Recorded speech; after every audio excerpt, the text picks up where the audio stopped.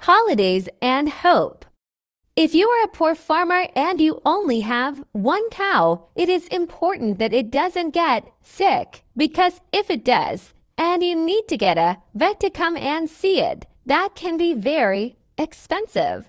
But if you are afraid that your cow will die, then you must send for the vet even if it is. The festive season and Christmas was only 2 days ago.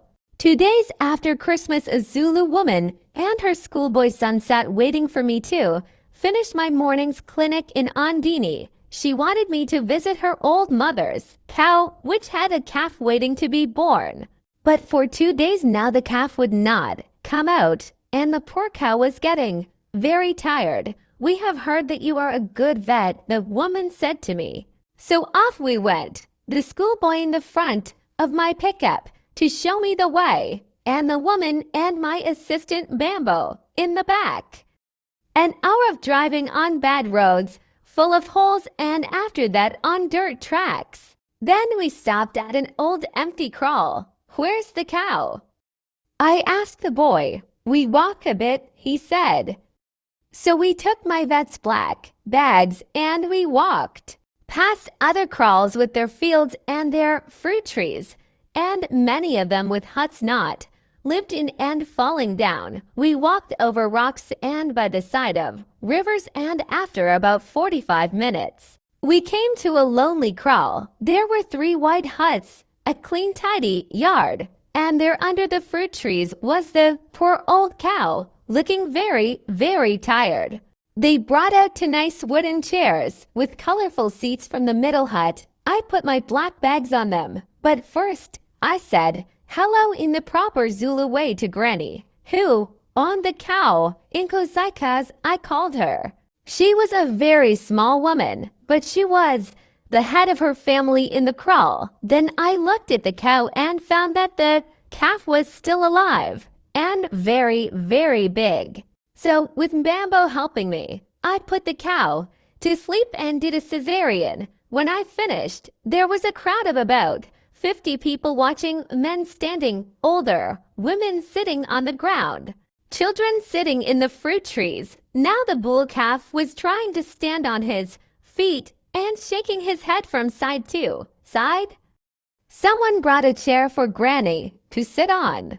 "We must talk about money. It's business now," she called out so everyone could hear well. I said, "You nearly had a dead cow and a dead calf. But I came and got the calf out, and so now they are both alive, not so?" She agreed, and 50 other people agreed too. And he drove all the way from Andini in my pickup, which is a thirsty car, as thirsty as an old man drinking beer on a Sunday. Smiles and laughter, and if you take good care of this calf and he grows into a strong young bull when he is a year old, at the market in Andini, they will pay you 1,500 rands for him. Not so? Yes, the old men in the crowd nodded their heads, and the cow. She is old and tired, and the flies are very bad this summer.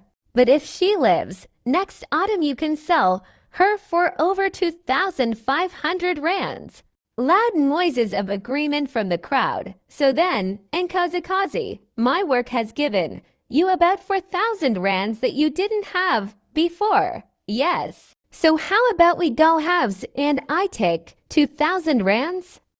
Much whispering between Granny and her friends. "That's lots of money," she said. "Yes, it is," I said, "and we have just had Christmas and soon it will be New Year. And maybe the cow will die, so it is better that I don't ask for so much. You can pay me just half of that minus 750 rands." Louder whispering and nods of agreement, but said the schoolboy, who was standing behind his grandmother, "Half of 2,000 is not 750, it is 1,000. "Oh-ho," I said, "I can see you are a clever young man. I made a mistake, but if I said 750, then I shall still say 750 and not change it." Well, what a noise there was after that. Everybody was smiling and happy. Granny pulled out a great big handful of 200 rand notes, and she gave 4 of them to me, with her other hand open upwards next to the giving hand, in the proper Zulu way.